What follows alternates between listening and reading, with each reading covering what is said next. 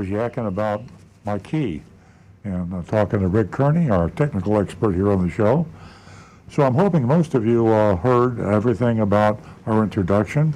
We're here to help you buy, lease, maintain, or repair your car without being ripped off by a car dealer, in a nutshell.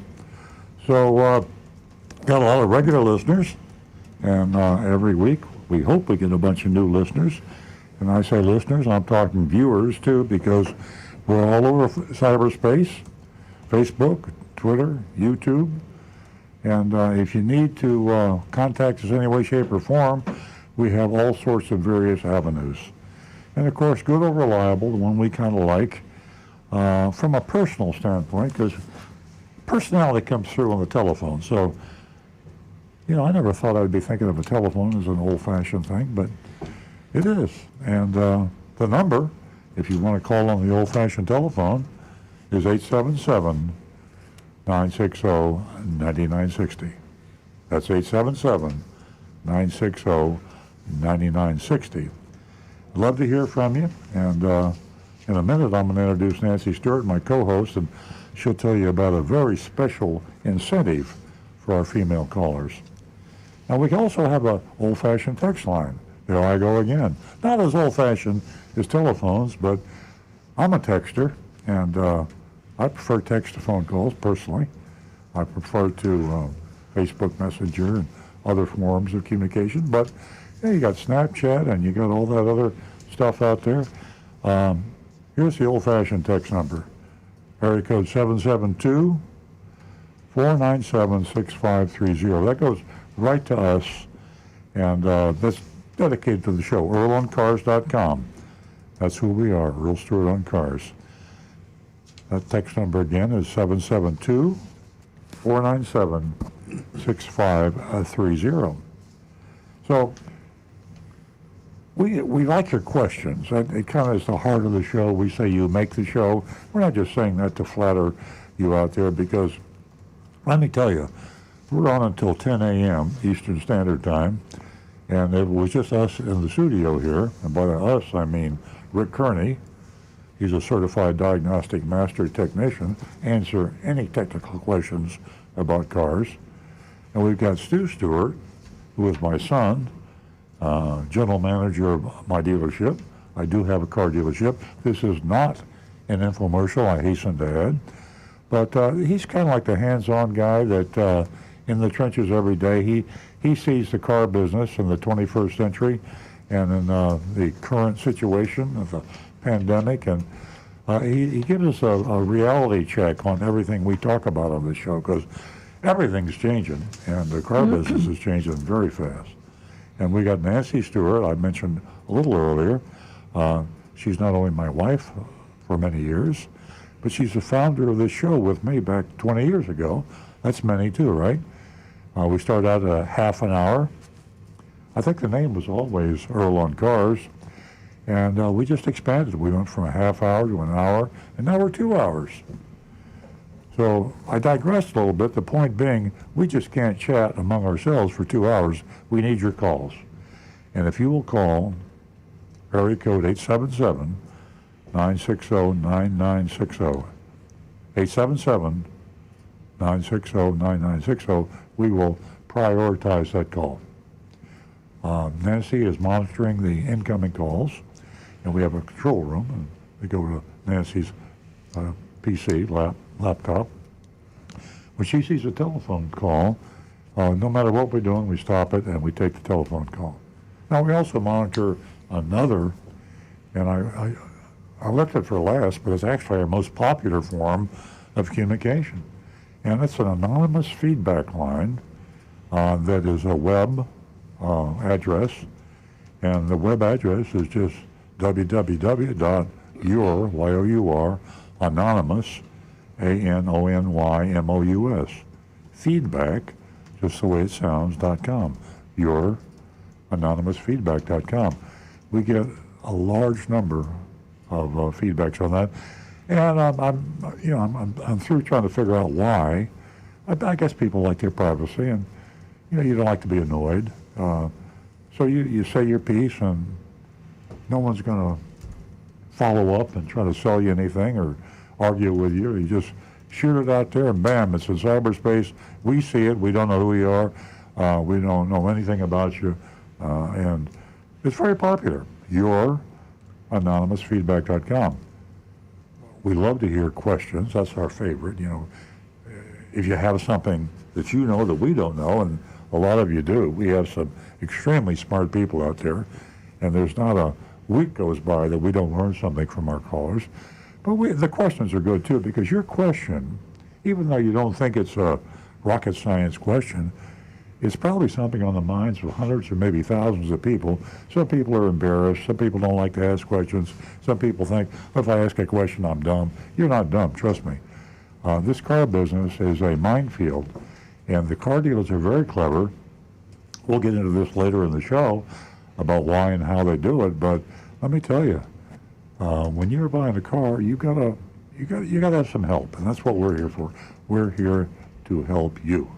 So, I'm going to turn the microphone over to Nancy Stewart, and she will tell you about what you could do if you're a woman, female caller. That will be a real pleasant surprise to some if you haven't heard the show before. But Nancy, tell them all about it. I will. I like that little tilt you have in your hat this morning. Oh, thank you. Good morning, everyone. Good morning, ladies. Would you like to share a purchasing or service experience with us? We would love to hear from you. The first two new lady callers can win yourself $50 this morning. You don't have to share a purchasing or servicing experience. You can just give us a call and say hello, and maybe you have some advice for us. 877-960-9960. Give us a call, 877-960-9960. We would love to hear from you, and I'd love for you to help me build the platform here for the ladies. And let me assure you, there's no catch or gimmick. Usually, if you listen to a free offer, you hear, well, there's no such thing as a free lunch, and people out there maybe haven't heard the show before, women, say, I'm not going to call that show for $50. Nobody gives me $50. There's always a string. There's no string. There's no conditions. If you're female and you call the show and you haven't called the show before, that's the conditions. You just have to be female and call the show. We're doing that to build the female listeners, and we've done a great job. Nancy's done the job, and we have a huge number compared to where we started, which was 0. And we're trying to hit parity, 50-50. So no conditions, $50. Please believe us if you haven't called the show before and you're a female. Back to you. Yes, absolutely. And we'd like to hear from everyone and how they were able to take control when they walked into a dealership, whether it be service, whether it be purchasing, leasing, anything at all. Again, that number, 877-960-9960. And don't forget, you can text us at 772-497-6530. And if you want to remain anonymous, please do so at www.youranonymousfeedback.com. Now I'll hand it back to Earl. Okay, and I'm just going to go to Stu Stewart in a second. I have to interrupt everyone because we have a phone call. Oh, great. And Howard is holding. Howard is one of our regular callers from Jupiter. Good morning, Howard. You there, Howard? Yo, Howard. Don't hear Howard. Hey, Howard, if we got disconnected, just give us a call back. We'll look for your call. Yeah. Back to, I think Rick's got some. Rick, I'm going to introduce Rick again, then he's got a YouTube, right? We do. And I just want you to remember, if you have any kind of question about something with your car, do I need to get this fixed? Is this dangerous? Maybe I can fix it myself. Maybe I should sell the car because it might do it. All these questions. Squeak, rattle, roll, smell, vibration, something that you're nervous about, but you just don't want to go into that car dealer and get hosed. So you call Rick. Maybe he can save you some money. And Rick, let's see, what's that YouTube got to say? We have Rico West is asking, hey Earl, Do you think the manufacturers have learned their lesson regarding the shortage of microchips? Well, I think some of them have and some of them haven't. And of course, I don't think anybody learned their lesson about the pandemic effect on the world. Any sort of a worldwide thing is hard to anticipate.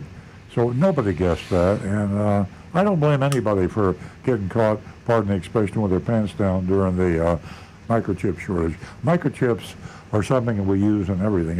It's in your watches. It's I started to say your shoes. They probably are in the shoes. I bet they are. Everything you build now has got a microchip, but nobody even knew what a microchip was. Most people, and suddenly with this worldwide surge in demand, and the microchip suppliers supply everybody in the world, and yeah, we're short of microchips, and probably won't happen again. But the first time, I don't blame anybody. Well, you say even in your shoes. Look how many, no, seriously, look how many people have special, their shoes are connecting into their watches and their phones for fitness reports, as to how they're doing with running and walking and all this.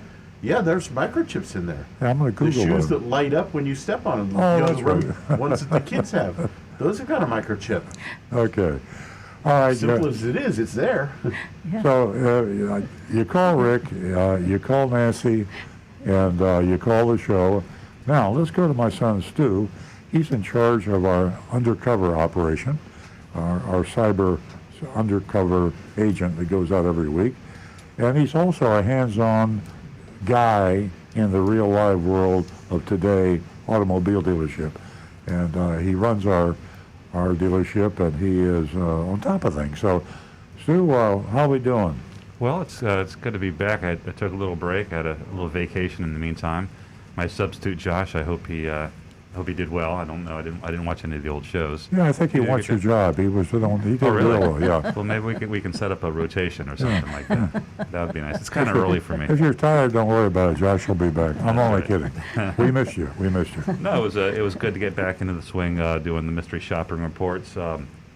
Yeah, like you said, it's great information for the show. But we got a caller. Yeah, I love Howard. it. I'm sorry, I love Stu. it. Howard is back. Welcome back, Howard. I'm glad you called.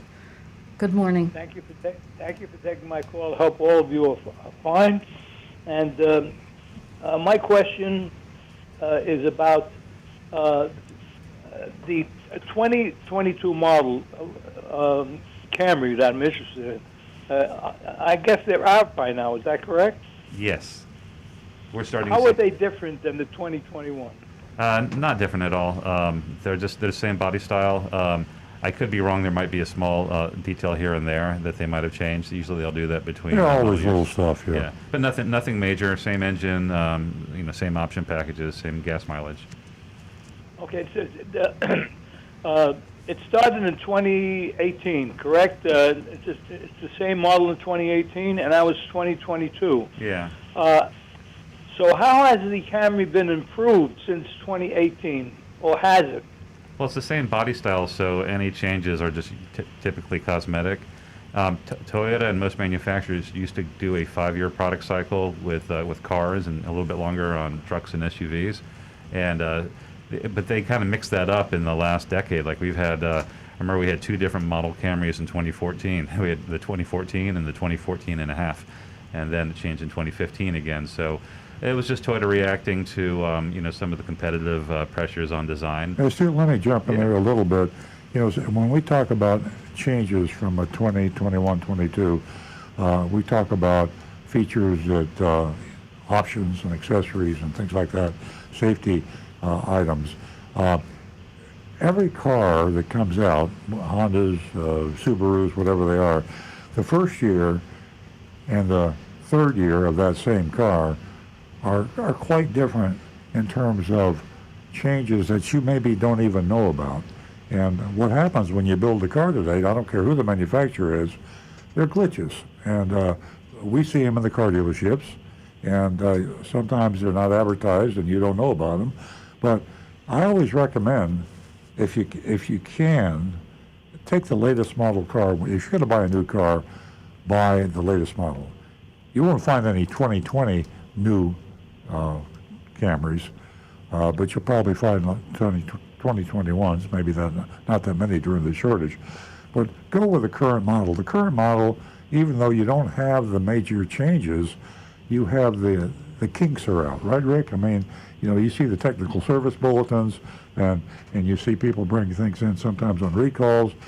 In 2 or 3 years, that's pretty much washed out, and you got yourself a good, reliable car. So I'm sorry, Stu, I didn't mean to interrupt. Oh, that's okay. Yeah, but I think you made the point right there. It's not really a major thing. So usually when you just see those the model changes, that's when you see the major changes to the the more important things like engine and size and design. What's on the horizon for the 2023? I don't know. They kind of keep that close to the vest. They don't give us a lot of leeway time when we get. We a read sneak about preview. a newspaper like you do. Most of the time it is that somebody leaks it and it comes out in like Motor Trend or somebody puts a picture on the internet. It's usually within a couple of months of a launch. They will give us like sneak peeks at dealer meetings. They have one, and I don't know if they're going to keep doing it. It's scheduled for Las Vegas. I don't know if they're going to do it with COVID, but they'll have the car show and they'll roll them out on stage. Sometimes they're not even real cars. There might not be an engine, and they'll roll them out with wheels, and they'll show a concept or a close to production design. Howard, they don't like car dealers to speak out about things, and if they have a new model and they share it with the dealers, if a dealer shows that to somebody like in the press, they get criticized. And I get criticized a lot because I get a lot of calls from reporters. I had a Time magazine reporter call me 2 days ago, and I get calls from the media because I guess I've been around a long time. And I've been admonished on more than one occasion when they thought I was blabbing something to the press. So, yeah, we have to, when we do find something out, we're not supposed to tell you, but it's usually in the press because no one pays attention to it, and you read about the new developments, and I'll have my customer call, oh, I hear the Camry's got this. Oh, I hadn't heard that. And then I call Toyota to find out for sure. Is it true that the Camry picks up from the Lexus if something's on, an option on the Lexus? Yeah, we see that a lot. Camry will pick it up. Is that correct? They always let especially on the luxury features, they usually will put them on the Lexus first, and then we'll see it, a model or two later, or usually the next model. Okay, you know what? I'm interested. I don't know if it's a possibility that Toyota. I know certain luxury cars have the availability is if you're you're driving, let's say 50 miles an hour, and you're getting too close to another car on the right, it pulls you away. Yes. Does Camry or Toyota have that feature yet? They have it with lane trace assist and lane keep assist. I don't think it works directly with the car. I think it's just with the lane. Rick has his finger up. What you're talking about is the adaptive cruise control, the radar cruise. Yeah, we have. And every model of Toyota right now has that available. Yeah, but if a vehicle moves close to you, it's not going to move you away. No, I thought you meant if you're coming up behind them in a lane. Oh yeah, adjust your speed Right. and will actually it will, brake. it will adjust your speed. Now, a vehicle approaching from the side, it won't adjust for that. No. But if you start drifting towards the edge of the lane marker, or out of the lane, it will pull you back into the lane. And we're talking autonomous cars. That's part of an autonomous car. We take it for granted now. That's been out for a long time. And they're kind of creeping up, and one day you want to walk out and suddenly the whole damn car is going to be autonomous. It's not going to happen overnight. I can't wait. But it is just a matter of time, and that's what I have a question for you, Stu, in reference to what Howard mentioned about the 2018 to the cars now. Has there been a great advancement in the safety features from the Camry 2018 No. to today? No, Toyota started, and I know that Earl will not want me to turn this into a Toyota commercial, but I think every manufacturer has their own version of this. Toyota calls it Toyota Safety Sense 2.0, and they began introducing as standard equipment all the latest technological safety features. Now, not every car got all of them, but as we've moved along between 2018 and now, and I couldn't be 100% sure what year it was, but pretty much right now, and I'm just talking about the Camry, just about everything offered safety-wise is on the car as a standard feature. There are some things that you move up to that they consider luxury safety features, like bird's eye view, where you can see all around the car, and that's not standard on every car. But basically, all the important safety features, and I'm going to probably go out on a limb and say most manufacturers have these as standard equipment right now because it's insane not to. That's interesting. You're using the word standard, so that's a great Yeah. great I think feature we when you talked about purchase. it. Yeah, a few weeks ago we were on the show. We were talking about. I remember when side airbags were an option on the car, and it was as I was a salesperson at the time, and it was hard to actually convince people to spend $700 to upgrade, and get side airbags, even though it seemed like it was such a good idea. But now the manufacturers got with it. And Howard, thanks very much for the call. You always have some interesting questions that everybody has on their mind, and I hope we answered all of them for you. Yes, you did, and keep safe. Thank you. You too, my friend. Have a great weekend, Howard. Always nice hearing from you. 877-960-9960, or you can text us at 772-497-6530. Don't forget Earl's Vigilantes. We love our volunteers, and we're still looking for more. And you can go to Earl on Cars, and you can take a look and sign up. We also would like to gather more volunteers for our seniors, helping them to maneuver, the internet, and there's a lot of purchasing power right there. So go to Earl on Cars. And the free hat. And Earl is wearing the free hat. Right, vigilante hat. So you can go there and sign up and help us out. Okay. 877-960-9960. I think we're going to go back to Stu. Yeah, we got our first text of the day is from Anne Marie. Hi, Anne Marie. Hi, Anne Marie. She says, in normal times, are there any aftermarket modifications to a vehicle that will increase its value, other than it being owned by a celebrity? The only thing I can think of is leather, honestly. I don't see, you can upgrade wheels and do all sorts of stuff, put spoilers on it, but that actually kind of limits the audience that a reseller has a chance of selling it to. So You have to be careful, because if it's an after-the-fact addition, they're very suspect. And with leather, as Stu said, that's an exception, because aftermarket leather, if it's a good company, they do a good job, it really enhances the value. But most of the dealer-installed stuff is pure junk, and be careful about adding anything to a car that you think is going to help enhance the value. Like even like replacing, we've experienced this before in the past. Somebody's replaced the factory radio or headset with an upgraded one, with a fancy one, and it might have cost them a lot of money. But then you have somebody looking at the car, considering buying it later, and wondering about the installation or the warranty, and it's just keep it simple and don't over modify your car, because you're not going to get value for it. Yeah, it really gets you in a whole lot of trouble. Excuse me, Stu, we're going to go back to the phones. We're going to go to Minnesota, where Bob is calling us. Good morning, Bob. Good morning. Welcome. How I are was you? talking to my local Toyota dealership yesterday and looking at ordering a Camry. And he said they're no longer ordering cars because the plants are shut down in this country. Is that true? No, it's not true. Toyota did announce that they are cutting back production in North America by 40%, and that's going to affect availability. Availability is already affected. I mean, if they're telling you they have very few new cars, they're probably telling you the truth. But no, they haven't shut down entirely. Our dealership, we're taking orders. It just takes longer to fill them now with the shortages.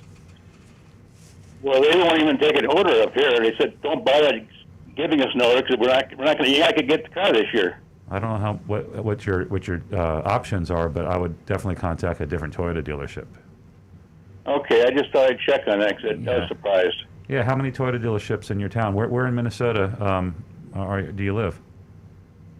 St. Paul, Minneapolis, so they get quite a few dealerships here. But yeah. I'd go online or make a few calls. Online is the name of the game, Bob. Get online, and you could even go to Auto Trader and put in 2021, 2022 Camry, and that will show all of the new vehicles at different dealers based on zip code. So best thing for you to do is get a price online and then go back to one of your local dealers and see if they'll match it. And if they can't, then you just have to make the trip.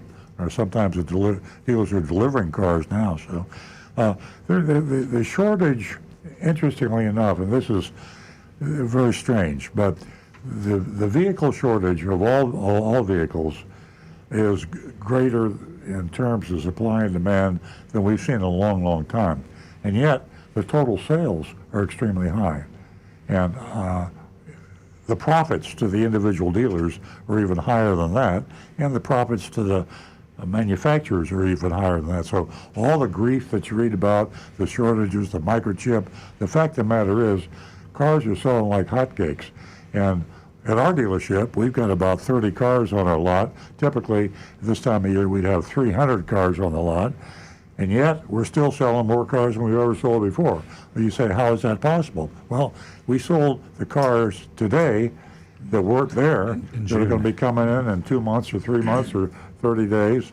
And every time a truck comes in, there's still a lot of trucks coming in, but every time one comes in and unloads, the customer that bought that 2 months ago is waiting to pick it up and take it home. So it's a very interesting, I've never seen this before, and I've never seen. It's almost like we're Tesla now. Yeah, it's not. I mean, is it a car shortage when you're selling a lot of cars? I mean, everybody's selling a lot of cars. Yeah, unusual time for sure. Yeah, very crazy. Yeah. Well, Bob, I hope we answered your question. Yes, I have one more comment to make. I'm concerned about the Chinese problems right now with they're going to be owning Afghanistan, and all the electric cars are coming out in 2030. That's being a requirement, and they're going to take over the entire market, aren't they? It's the Chinese. The Chinese are great manufacturers. They build things cheap, and cheap in the good sense. Their manufacturing is quality, and because the people get paid very little, and they're efficient. I mean, I got to say that too. They do that very well. But in terms of design and engineering, the Germans, the United States, really are the leaders in that category. So the Chinese have very few cars that I know of that are popular anywhere else in the world except China. And although a lot of cars are sold in China, these are cars like Tesla, you mentioned, somebody did earlier, that are manufactured there. So they don't design and engineer cars as well as we do. I guess what I was referring to, they're going into Afghanistan. They're going to control all the mineral rights in Afghanistan. And that's where you get all your lithium batteries. Yeah, I haven't heard that. I didn't read that, but that's an interesting point. I'll Google it. Yeah, it came up the last few days that they got Afghanistan now. They're going to move in there and have all the mineral rights, and they're going to be providing all the batteries for the whole world. Yeah. I would fact check. The United States anymore. I'd fact check that if I were you, Bob. I'm not sure about that, but I'll definitely investigate. I'll put that on Snope.com, SNOPES.com. That's a good fact checker, and you might Google that and get some corroboration. But frankly, I'd be surprised if that were factual. But there's so much fake news out there. Sometimes it's not fake. So. Something you need to double check on. I'll do that and report back on the show what I find. Okay, thank you very much. Thank you. Great call from Minnesota. Yeah, Minneapolis. Thank you, Bob. Stay in touch. 877-960-9960, or you can text us at 772-497-6530, and don't forget to take advantage of youranonymousfeedback.com. I have a question real quick. It's about the Cybertruck. And I'm curious about the Cybertruck. I think I'd like to drive it. Rick? The windows break too easy for me. Pardon me? Pardon me? The windows break too easy for me. I wouldn't want that one. You need something thicker and tougher. It's really, the styling is very interesting. And I was just wondering what kind of safety features, if you knew what kind of safety features it has. They have released nothing about that. And it won't be out for 2 years. I couldn't find anything. It won't be around for 2 years, so if you order one. Exactly. Yeah. Yeah. So I just got the information is very limited. But I wonder how many ladies, if they could, would drive it. Interesting. Interesting thought. Did you know our neighbor ordered one, Russell Bourne? Yes, Yeah. he did. But I wonder if Nancy would drive that. At any rate, we're going to go back to the phones where we're going to be talking to Marty. Good morning, Marty. Morning, how are you? Well, thank you. My wife leased, we got rid of the car already, but a 2019 Camry SE, and we had to buy a little better model to get the blind spot monitor. So the first thing I want to ask is, did they make that on all the Camrys now, the blind spot monitor standard, or do you still have to get a little better model for that? I have to look that up, Marty. Give me a minute. Do you have another question while I look that up? Yeah. Now on my Camry, I've got an XLE that was the top of the line of 2020. I've got a feature on mine which I know is not standard, and I'm not talking about just rear cross traffic alert. If you're backing up and somebody really gets in back of the car, They'll stop. the brake goes on by itself. Right, that's the pedestrian protection. And that stops the car going in reverse. So, I mean, that's a good feature. But, I mean, on my Camry, I have a 2020. I happen to like it because the screen is right in the dash. I don't particularly like the iPad look on the newer ones. I think that's the only cosmetic thing that I really notice on a newer Camry is that everything is more like you got an iPad sticking up in the front. But as far as the blind spot monitor, I think that should be standard on every car. I wouldn't buy a car without it, Marty. I think that's almost, that should be like ABS brakes. They should have that as required on every car. Right. It saved me many times. Yeah, since I didn't hear the beginning of It the is. show, did you get your Tesla yet? I don't think so. No, the Tesla hasn't come in yet. I'm starting to get. You know what I'm thinking about paid doing? for it. I'm thinking about contacting an attorney, and have an attorney write Tesla. I paid for that car 3 weeks ago, 100%. They have all my money, and they've been telling me I'm going to get the car in 3 days for the past 3 weeks. And every 3 days they move it up another day. And they have my money. They won't talk to me. They won't return my phone calls. They won't return my text. And they got my money. So it's starting to irritate me a little bit. Yeah. Now, I just heard this. I don't know if this was on the news, and I'm sure you heard about it, but somebody had the automatic driving on a Tesla, and I think the guy either dropped his phone or something. Yeah, I read Right. that. away, Yeah. and the car hit into somebody and killed somebody. Yeah. I mean, you know, I thought the car's supposed to stop on its own too. Yeah. Well, yeah, I can speak to that real quick because I'm going to have to help train Earl when his gets in, make sure that he is completely safe. Is the underlying rule at this point in time with that kind of autonomy is don't trust the car. It's still an incredible, amazing thing. I drove up to Orlando and back on all autopilot. It's really cool, but you have to. It's just something that's assisting you because it does weird things sometimes.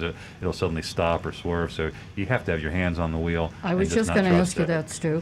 Yeah. Were your hands on Yeah, the wheel? My hands are one hand is. And Yeah. it asks you It's to get, important that it yeah. is. Yeah, it asks you every minute to wiggle the wheel to make sure that you're paying Yeah, attention. after but- all the reading that I did. Yeah, but it will do some strange things. So Yeah. I think anybody who gets to an accident with the autopilot on a Tesla is probably doing something irresponsible. Exactly. And also to Let answer me ask you. real quick, I have the answer. The Toyota Safety Sense 2.5 is the Toyota suite of safety equipment, and all the Camrys have that, and that includes the lane departure alert and lane keep assist. In the blind spot. Yeah, that's what that is. The blind spot monitor Oh, is okay. the lane departure alert. Oh, yeah, and also it beeps when somebody comes in into the turning when you're about to change lanes. Okay, so that is different than the Yeah. than the older Camry. Yes, yes. Because right now, if somebody comes into your blind spot and say you're getting ready to turn, it doesn't beep. Yeah. Well, I do know on the LE, it's part of a package. For the XSD and the XLE, it's standard. So I do think there's a package, but it's available on it. You don't have to go up to the higher model. You just have to get a package with their blind spot monitor. Yeah, I test drove a Tesla Y, and I don't know if the one you have did the same thing, but if you take your foot off, I'll call it the gas. I don't know if it's really the gas or you call it the motor, Just accelerator. but the accelerator, yeah. The car itself started slowing down. It didn't, just didn't coast like a regular car. Yeah, all Teslas do that. That's like the automatic braking, and it's you can actually drive a Tesla without ever touching the brake. I mean, you could stop all the time just by taking your foot off the accelerator. Now that's a setting you can adjust though. If you're not comfortable with it, you can adjust it to where it rolls and it feels more like a regular car. Oh, okay. I just wondered if there is an adjustment. It's really cool. You can adjust. I'm stuck at the Camrys. Well, anyway, I got some good news for the Camry. The lane trace assist, which is part of that package, is almost as good as the Tesla autopilot. It does almost all the same stuff. Yeah, I'm going to save my money and stick to Camrys. Thanks, Marty. There you go. Thanks, Marty. It's a great All right. car. Have a good one. Thank you, Marty. Bye-bye. You know, let me jump in here, we love Marty, and we love people talking about their cars, but I get nervous.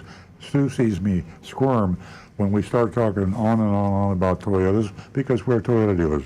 And I don't want people thinking this is an infomercial. But by the same token, when someone asks a question, we're obligated to answer it. But I just, if you have a Honda, if you have a Chevrolet, if you have a Lamborghini, we'd love to hear from you too. I don't care what you're driving. A Tata? Any Saturns out there? I'd love to hear. Are any Saturns still on the road? I'd like to hear from a Saturn. I see them. I haven't seen one in every now a and while. But we do not try to sell you any cars on this show. Except for Toyotas and Teslas. That's what we Yeah. talk about. It just seems to be, it's out there and everyone's interested in what a great product the Camry is and the Camry, Honda is. Yeah, People, good, we've had our audience call about the Saab, which has been discontinued. So it's just a matter of curiosity, and our listeners, our callers, are interested in the information. At any rate, we're going to stay with the phones, and we're going to go to Dawn, who's calling us from Palm Beach Gardens. Good morning, Dawn. Good morning. I called a couple times before, but since you're talking about a Tesla, I've owned 4 of them. Our 5th one's on order. I don't know why Earl's having that trouble. I have not, in the 4 that I bought, when they told me a delivery date, it was usually within a day or two. Yeah. And we ordered a Plaid. We're trading in an X on a Plaid. And I'm a semi-retired race car driver, so I like speed. All my Teslas have been insane or ludicrous, or now it's Plaid model. Mm-hmm. Anyway, we ordered that 3 weeks ago, and as Earl knows, you have to custom build your car, so they're not in stock. They build them. And we're taking delivery on this Plaid today at 1:30. Oh my! Why are you getting yours and I'm not getting mine? Wow. I don't know. I don't understand that. But Yeah. I got to agree with you on one thing. Elon better tighten up his ship, because I'm a good customer. I also have 2 Cybertrucks on order. And Well, put in a good One word on for my me, son. will you? And let me, my son, Don. Let me ask you don't get this, it. Don. Sure. Do you have the Yes. full? Did you get the fully autonomous feature on your Plaid?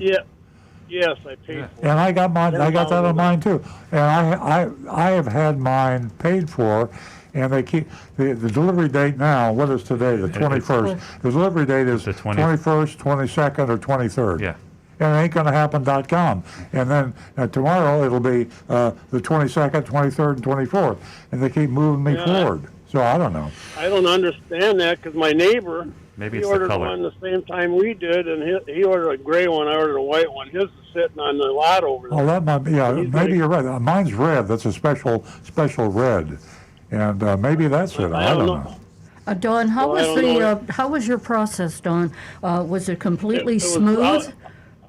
It was great. I have never had a problem, except now their customer service went totally to hell. I went in there yesterday on another issue, see what my neighbors was doing, and well, there's 3 people sitting behind computers there. They're all young geniuses, and they have no idea how to treat a customer. I was the only one in the showroom. It's bare. It's like, have you been in there? Not in a long time. Are you the one in the Gardens Mall? Yeah, no. The one, their new one on Okeechobee. Okeechobee. I haven't been in there, no. Hey, They must have 150 Teslas there, but the showroom is very sterile. There's nothing in it except a couple desks with 3 computers and this so-called salespeople sitting there. Yeah. And I had asked, when I was there, I asked them about our Cybertruck, because there's 1,500,000 of them on order. Yeah. And we ordered ours 2 years ago. Yeah. And I got a following on Facebook, and these people are so like 100,000 in line, or 200, or 300, or whatever. Yeah, that's because the So I'm deposit. curious. That's because it only costs you $100 deposit to order the car. Right. So I'm trying to find out what number we are in line. We're not going to be the last one. We're not going to be the first, but Yeah.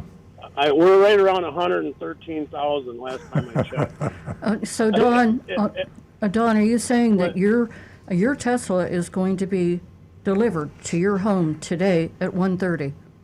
No, we're going over to pick it up at 1:30. Yeah. We have to bring in a trade-in. We're trading in the X. So you're going to go back down to Okeechobee Boulevard? Yes, at 1 o'clock. We're picking at 1 to 1:30. I see. So, but I asked one of the girls behind the computer, could you? She get my phone number and looked up my order on the Cybertruck, and she said, we can't tell you what number you are, and she was very snotty about it. Hey, Don, And I listen. said, well, Don, will you do me a favor?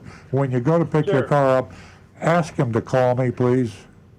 I would love to do that. I will do it, but I'll be lucky if I can get an answer. Yeah, I just say, what? I got a friend of mine, and he got the same car exactly that I got, and he ordered it in May, and he's already paid for it, and you keep moving his delivery date up, and maybe they can give you an answer, or maybe they can give me an answer. They won't talk to me. I call out there. They won't call me back. They won't text me back. Don, when did you order your Tesla? 3 weeks ago. Oh, man. Oh, Lord. Oh man, You think yours is Yeah, mad. I think Elon doesn't like me. That's what it is. He doesn't. Something, there's a breakdown in communication somewhere. There has to be. Yeah, really, there's something screwy there. I don't understand. something's My not neighbor right. ordered his the same. And these are plaids. Now, you got a plaid too, didn't you? A plaid, Yes, yeah, the yeah. special color plaid with the totally autonomous feature. And speed Well, you're belt. going to love it when you get it. So, Yeah. my background is in racing, drag racing, and I know what 9-second cars are. That's incredible. It's insane. Yeah. I mean, so it's going to be it'll be worth the wait, but his customer service. is If I ever outstanding. get mine done, I'll meet you out at Moroso, and we'll have a drag race. I will be out there tonight at 6 o'clock racing that car for $500 to win. Wow, you're my kind of guy. So exciting. I'll be there tonight. All right. And Don, did you say you ordered the Cybertruck? 2 of one. I ordered one, and my son ordered one about a year and a half ago. A year and a half ago. Okay. We expect to get it in the spring. So, Don, were you in communication with the people on Okeechobee Boulevard from the time you ordered the car, and in between the time, was there constant communication between I'll you? be honest with you, my son did it, and he never talked to. You never what? Never spoke to anybody. So I don't know. I'll find out for you. I could call you back later and let you know. Please. Okay, Don. Thanks very much for all that I'll do that. information, and Sure. keep me posted. Call again, please. I'll do that. See you at Moroso. Bye bye. Thank you. Ladies, don't forget, I've got $50 for the first 2 new lady callers. Weigh in and, share some thoughts with us, or if you have any questions, or if maybe you want to share your experience of a purchasing or servicing, anything at all. We'd love to hear from you. And $50 to the first 2 new lady callers. Take advantage. 877-960-9960. You got any texts over there other than Tesla and Yeah. Toyota? Oh, I do. I got a good one. Good. All right. We got a text that says, how can you remove a bad case of sap on a car? And I got an answer for you. It's sap remover. You can buy sap remover at Amazon, Walmart, auto parts store. It's you spray it on the car and wipe it off. Oh, cool. Don't let the sap stay on there any longer than you absolutely have to. Get it off as soon as possible. Right, because you'll get the sap off, and then you'll see etching in the clear coat on the paint, and that's not sap. That's just damaged. It's no longer shiny there. So Okay. Ask and answer. Ask and answer. What And else? there's also something else. I don't know if it's available. I know our detail department uses a decon soap, a decontaminant soap, and I don't know if that's. I'm sure that's commercially available, but we use that as well. But they also do a clay. There's a whole process. So if it does etch the paint, if it's not too deep, it can be restored to a degree. But like Rick says, Go on YouTube and look in for clear coat repair and clay bar, as in clay, like the clay we used to play with as kids. Yeah. Clay bar right. polishing, and you will find tons of information about how to help make your car look better. And That's ladies right. and gentlemen, you're going to find tons of free answers right here to all of your questions. And we do appreciate you, so give us a call. We're going to go back to the phones and we're going to talk to John. He's calling us from West Palm Beach. Good morning, John. Hey, good morning. Good morning. I have somewhat of a technical question that's been on my mind. when I'm in cruise control, I have not a smart car, but when I'm in cruise control and it's got that tracking sensor, and you get too close to cars, it'll apply the brakes. I know that when I apply the brakes, the brake lights come on. But when the car is being run by the computer and the sensors apply the brakes, are they applying brake to the engine to slow it down or to the trans? And do the brake lights come on? When the cruise control system simply reduces speed by reducing engine power, they do not. However, in a case where it does actually begin to apply the brakes, yes, they will come on. Huh. I think it should apply the brake light anyway. I think it's a. Well, it's should be a only precaution. It mimics if you're what only you do. slowing down just a little bit, it's Yeah. just like letting off the gas in your car. Yeah, your brake lights don't go on. Yeah, but when you're in gridlock traffic, if you're on, which you probably should be on cruise control, but when you're in relatively heavy traffic, and you're going along at a good rate of speed. You shouldn't be using radar cruise anyways. Yeah, I know you shouldn't, but I'm just saying some people do anyway. Yeah, but if you're driving normally and you eased off the gas a little bit, in your car right now, if you're not in the cruise control, I don't put you're right, I don't, Right. I can't put the brake light Right. on because I only got Right. 1 foot. And actually I have 2 feet, but I only use 1 foot. they're not the same size though. But what I'm trying to get across to I have 1 foot. everybody here and out there is that from a safety standpoint, I think it's a good idea because you can do it to flash the brake light when the automatic comes off the cruise control. That's just my humble opinion. Yeah, I mean, if the other thing that happens is another way to turn off cruise control is by tapping the brakes, and that would accomplish the same thing. But Yeah. then you're in Yeah. control. Yeah. Interesting thing. I know we talk about Tesla a lot, but Tesla, when you're talking about how when you ease off the accelerator, it slows down. I was curious about the brake light thing, and obviously you can't see your brake light unless you get somebody to follow you. There's a little indicator, and I noticed the same thing. If you ease off a little bit, the brake light doesn't come on. It mimics what a car would do if you eased off the accelerator. If you ease it off a little bit more and there's a threshold where it puts on the brake light as if you were braking. Yeah. Interesting. So I mean, Elon agrees with me. No, Right, and the drawback to having the no, lights because when you coming ease on off, it too doesn't often. come on. Have you ever been behind one of those people that use both foot? They've I got hate 1 that. foot Yeah. on the brake pedal, and even when they're accelerating, that other foot, they're touching the brake pedal, and their brake lights are coming on even when they're accelerating. Yeah. that's And that's sick. not a good idea. is it? Right, because Yeah. then you don't trust their lights anyways. Yeah. Of course, that is a good idea because then you get away from them. I see people like that. I go to another Okay. lane. I get away from them. Okay, let's move along here. John, I hope we answered your question. Yes, you did. Do you have any other questions? No. It's too early in the show. Oh, hey, it's great to hear from you. I always comment on what other people call about. Okay. All right. Well, thanks for Oh, calling. Thank you. Thanks for calling, and don't go away. Stay there for the mystery shopping report that's coming up from Mazda of Palm Beach. It's going to be a doozy. Thank you. Have a great weekend. Okay, we're going to go back to Stu. Okay. Got another text here, similar to the caller from Minnesota. It says Toyota is cutting North American production by 40%. Earl, how is this going to affect sales? Will it affect your Toyota dealership? I think it'll be a kind of a glitch, a hiccup. I don't think it's going to be, as I said earlier in the show, if you just tuned in, the cars that we are selling on a monthly basis, record volume of cars for most car dealers, record numbers of cars. Those are cars that were sold a month ago, 2 months ago, and came in on the truck. The reason there's a shortage of cars in dealers' lots is because we're selling them as fast as they come off the truck. And so you go by a car dealership and there's an empty lot, and you must think, hey, business must be terrible. Well, it's not terrible. It's fantastic. The lot's empty because we can't build an inventory because people are buying them faster than we could get them in. So that's the situation. Now, this thing with manufacturing, that could be serious.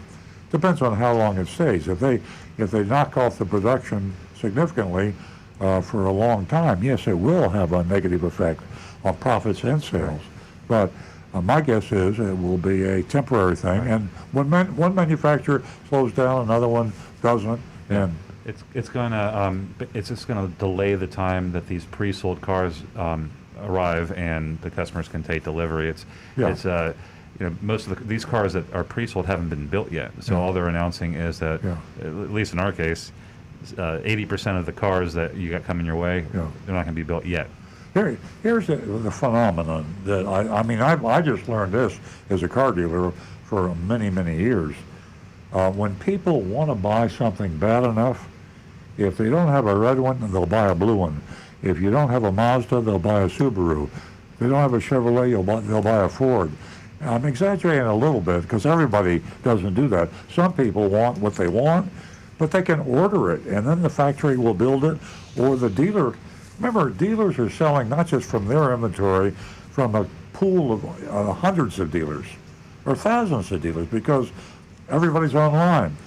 So the thing that car dealers and consumers are finding it hard to get in their minds, how are people buying so many cars when we got a microchip shortage? Well, because the manufacturers can still build the cars as fast enough to put them in the customer's hands, and that's what's happening right now. Huge supply, but it's all in the pipeline and being delivered immediately.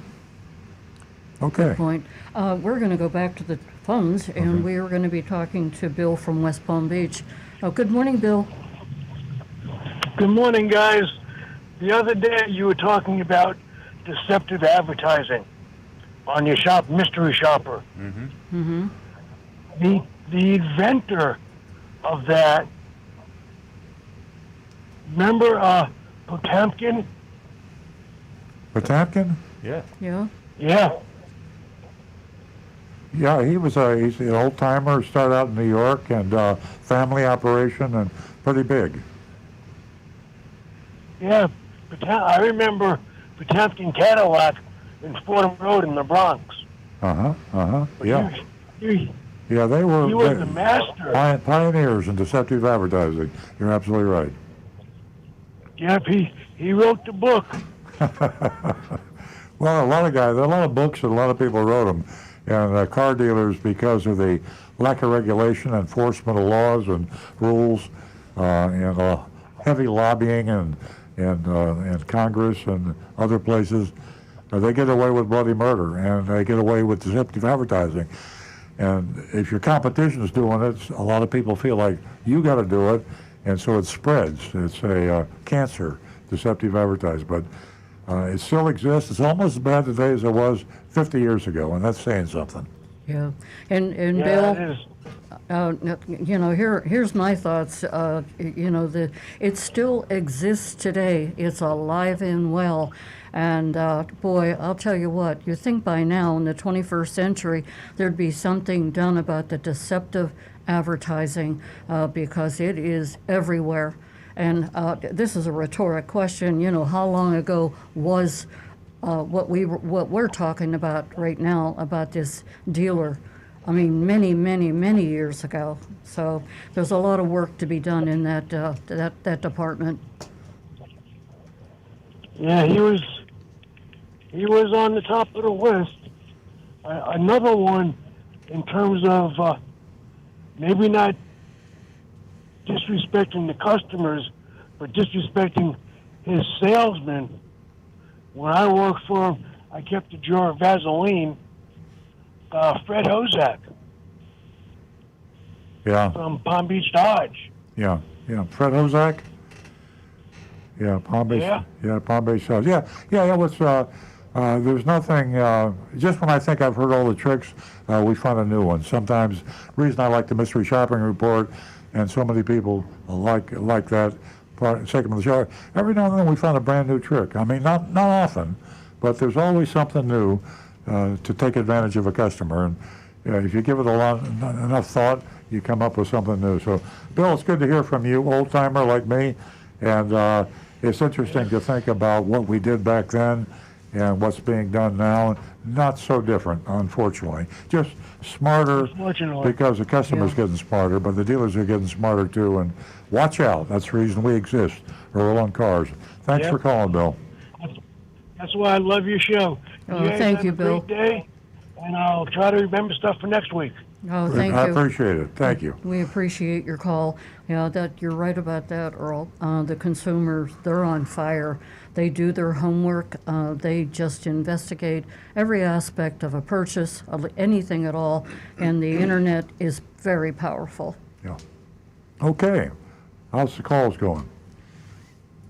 Short We're kinda- YouTubes? It's quiet over here Quiet right now over on here. YouTube. I was just checking. We have some on over here on a regular text line, and we also have some anonymous feedback coming in. But we're going to get to that after this caller. Okay, we're going to go to John. He's a regular caller from Palm City. Good morning, John. Good morning to everyone. Nobody talks about we know used cars are way up in value, but nobody says anything about the collector cars.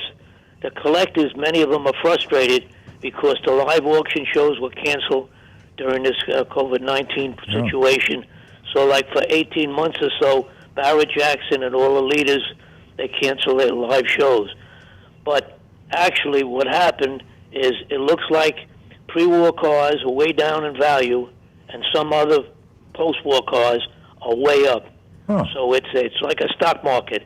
But last weekend was a tremendous auction in Pebble Beach, California, run by Gooding and Company. They're one of the leaders in the ultimate cars.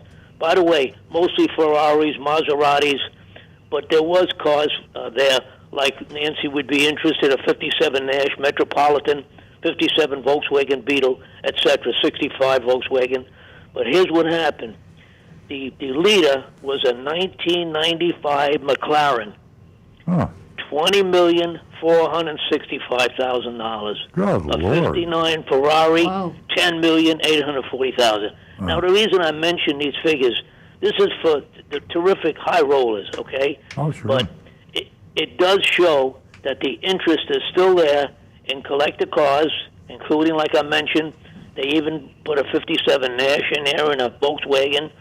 So there was something basically for everybody. Yeah. But the record was set, and people are anxious. Major shows all last year were canceled, including the largest car show in the world, which is held at Hershey, Pennsylvania, but it's on again for this October, and they do have an auction there, which is run by R&M.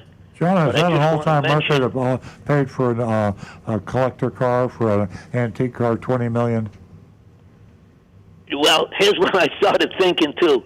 You and I know, Earl, that the average person or a wealthy person, I mean, just picture, at these live auctions, you have to pay the sales tax on the spot, no matter where it's sold. California, I forget what the sales tax is. But Wow. before that car leaves, so you and I know that the people that are buying this are dealers.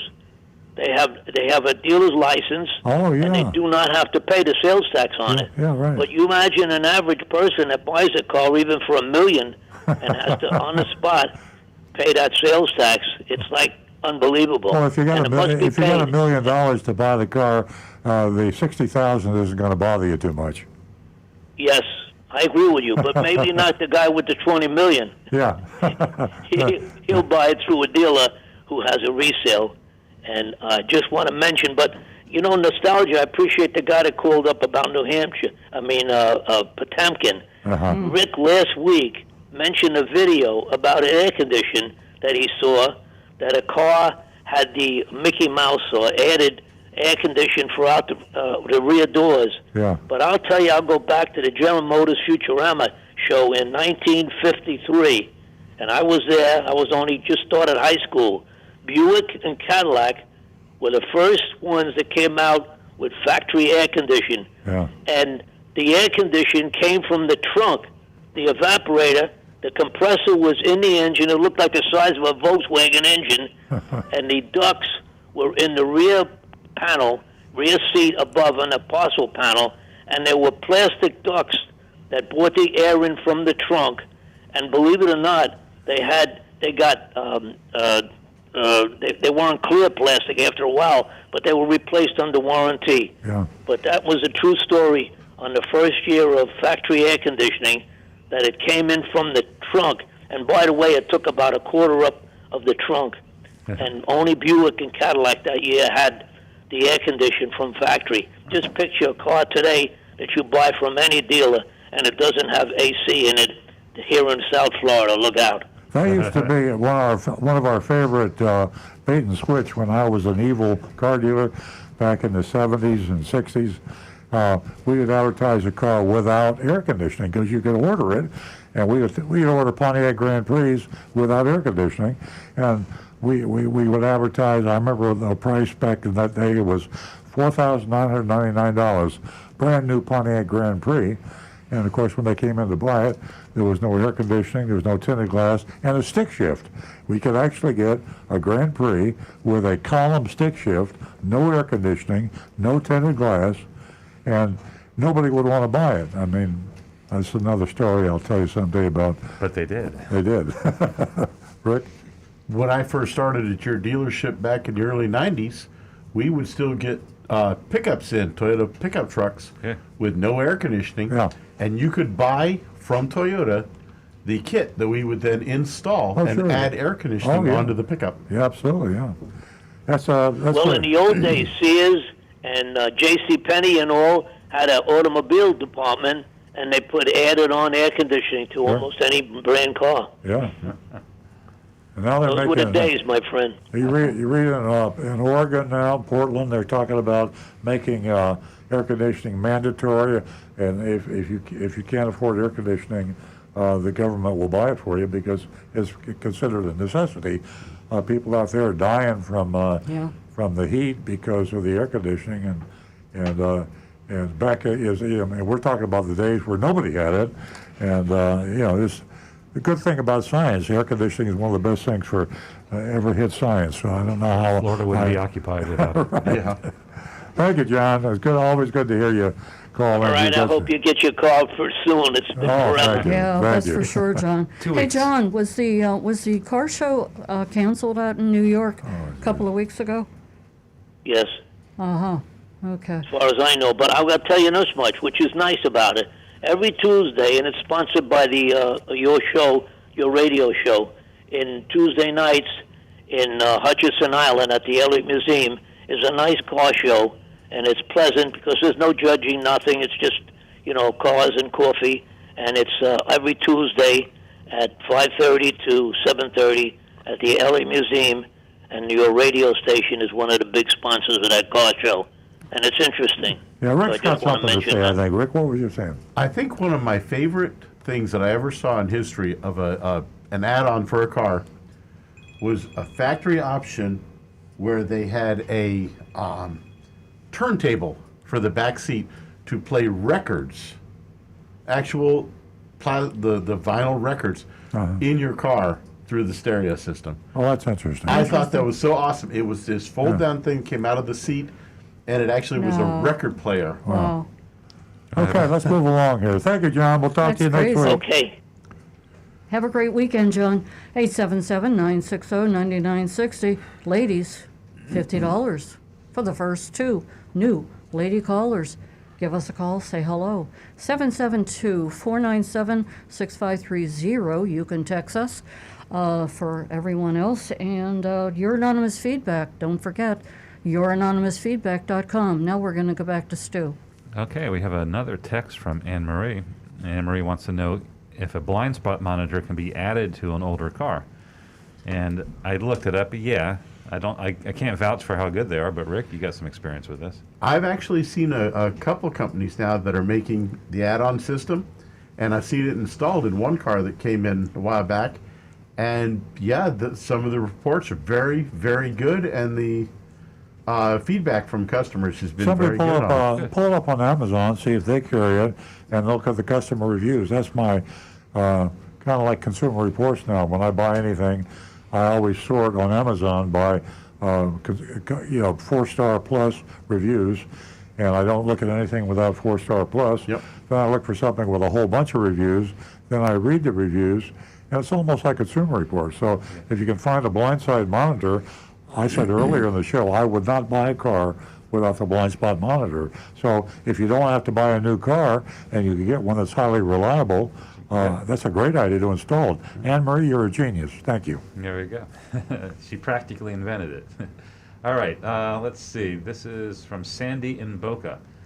Says the GM recall on bolts, that's the GM Bolt electric car, the GM recall on bolts for fire danger sounds just like another example of how we are rushing to electric cars before making sure the technology is safe.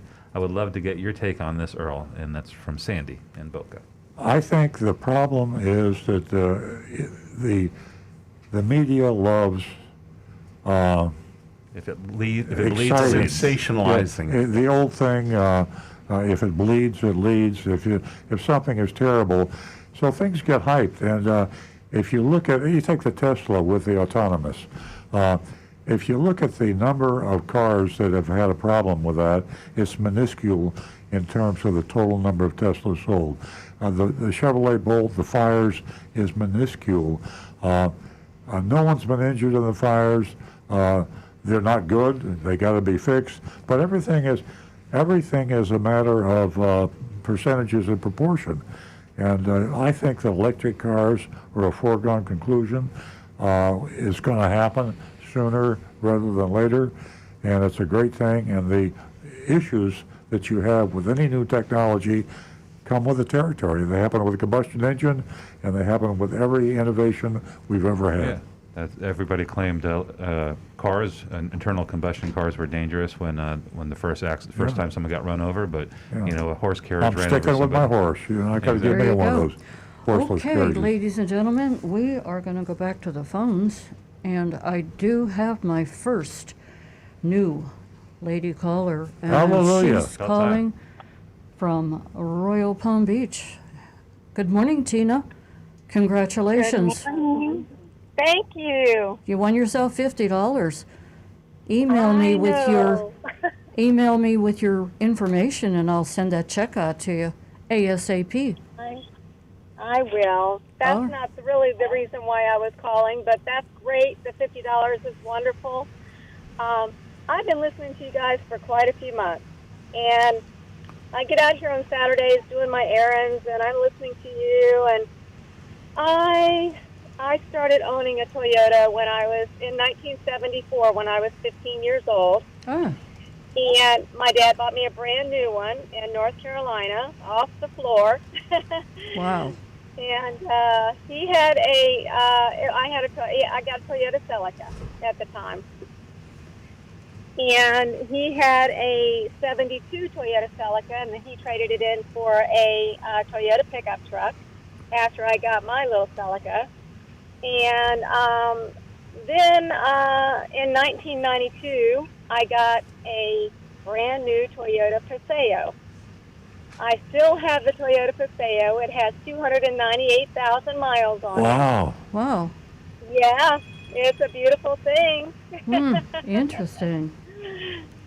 Wow. And other than some rust up by the sun shield, where the sunroof, where the sunroof is, I haven't had any problems with this car at all. Well, that's wonderful. That's a lot of miles, and I can tell you take good care of it. That's the whole thing.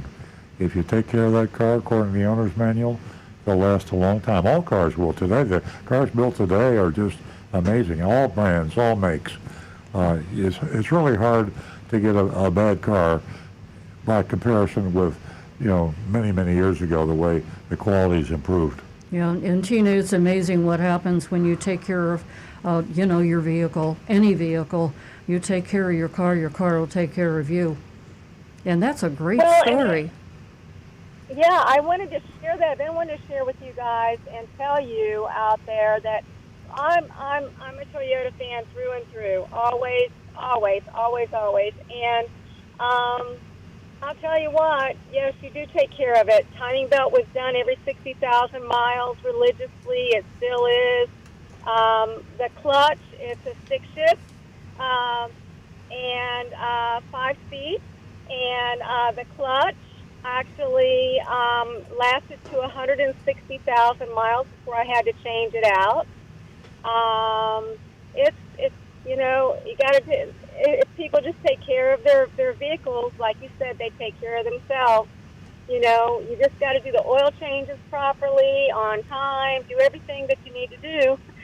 And I wanted to share this story because it's just, it's amazing. I listen to your show and I hear people with different things, and I'm like, oh my goodness, I don't know how that could have happened to that person, Yeah, exactly. And I like you comparing the car to your, to us humans. We don't take care of ourselves. You know what you get, what the end result is. So if you're looking at your car the same way, you're going to have it forever, or almost have forever. Almost. I don't know if we'll live forever, if our vehicles will live forever, but I can tell you what, this little car has never had any issues. Knock on wood. The brakes have been changed. Different things have gone, some seals here and there. Yes, the air conditioning went out a little bit ago, and I just deal with that because I don't want to get another air conditioner. And there I have my sunroof and my windows, and I'm okay with it. Yeah, sound like a real car chick. And we do appreciate your phone call, that's for sure. And you're an example for the other ladies that are listening, giving them courage to give me a call, because some of them are just a little hesitant to be on the air. And I can't thank you enough. Well, you're welcome. You're so welcome. And thanks for listening. Share this. You're welcome. I listen every Saturday. I love your show. I love hearing about all the stories about everybody's other different vehicles, and that's great. And the Teslas don't do anything for me. I'm not a Tesla chick, but I could afford one if I wanted one. But I can tell you, they don't do a lot for me, but a Toyota does. Yes, exactly. Well, give us a call next week. I'll talk to you about the Cybertruck. And spread the word. All righty then. Spread the word to your lady friends, and thanks again. And send me your contact information, and we'll talk to you next week. Maybe. I will. Do you have an email address? Do you want me to send this to? Yes, you can, and you can go to Earl on Cars, and you can, just in case you don't have a pencil right now, you can get the information there. Nancy S. at Earl Stewart Toyota. Okay. Sounds great. Thanks, Tina. Thank you very much. Have a great day. 877-960-9960, or you can text us at 772-497-6530. Now back to Stu. We have a text from Scott in Stuart, and that's Stuart, Florida, not one of us. Scott in Stuart says, is it a better time now to lease or buy? And that was for Earl.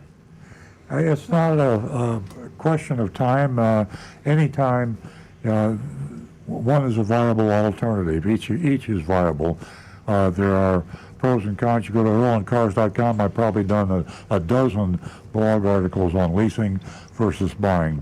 I always sum it up because we're talking to 40,000 people out there right now. All things being equal, for the average person that wants a new vehicle, it's safer to buy a car than lease a car in terms of getting a good deal. But there are circumstances, and if you do your homework and you're careful, leasing can be the better alternative. I do say this because we have a lot of folks out there that are my age and older, and when you are thinking about buying or leasing a car, and you're not sure that your health is going to permit you to continue to drive it for the length of the lease, you better have to buy it. Because when you're leasing the car, you're fully obligated for every payment. A 36-month lease means you make 36 payments. You might make 2 payments and find out the doctor says you shouldn't be driving anymore, but you got 34 payments that the leasing company is going to demand you make. If you bought the car, at least you have the ability to sell it. You don't own the car when you lease it. The leasing company does, and they want their money. I think it's a tough call to make. I know that right now we see used car values are inflated, but we don't know if you sign up for a 3-year lease right now. Then the nice thing about a lease is that if you're going to drive it the full 3 years or how long the lease is, you don't have to worry about resale value. That residual is determined in the beginning. Right now, if you're buying a car, we don't know what's going to happen at the other side of this thing. Is there going to be a glut of cars in the market? I mean, because you're going to overpay for a car whether you're leasing or buying right now anyway. You're going to pay more than you would have if the inventory was normal. Maybe there's some more stability with leasing, but we just don't know, because we could have a completely unrecognizable situation in a year from now after the chip crisis sorts itself out. Okay. Interesting. We're going to go back to the phones, and we're going to talk to Don. He's going to update us on a few things. Good morning, Don. They have my Good Tesla. morning. Well, I found out from my son who did all the work on this Tesla, ordering it and whatnot, that how long ago did you order your car? May. It was May, yeah. Wow. He said some people are waiting 7 months for their car, and the reason is it depends on your interior, or tires, wheels, whatever you ordered. If there was a shortage of that, Upgraded the wheels. and apparently we paint. We just got lucky, and Yeah. we ordered ours with a $100 down payment, July 28th, and it's here today. Oh. Well, I know when we ordered yours, they hadn't even started making them yet, so that was some of the lead time. So if you ordered now, they're started production. Well, Don, let me know. You said you're going out to Moroso. I'll go out there and at least I can look at a Tesla Plaid as you whip through the trap at 1.90 to 60. Yeah, you can come out there. I'll let you drive the car if you want. Well, congratulations. I'm excited for you. Did they tell you that it was at the service center here? No. They've been telling you 3 days or something, right? They just have a arrival time of August 20th to August 23rd. So that we're right in the middle All of right, it. well, if it's in the service center, it could be another issue. When they get here, they thoroughly inspect those cars and go through them. There could have been a problem that they haven't been able to fix yet for some reason or other. Yeah. I would suggest that you go down there and go to one of the people at the computer, and they'll get your phone number. I imagine that's how you ordered it. Where should I go, Don? If you just Google Tesla, it's just about 3 blocks on the east side of the turnpike, on the south side of the road. It's a big service center. They moved out of Dyer Road. That's what I'll do. Thank you.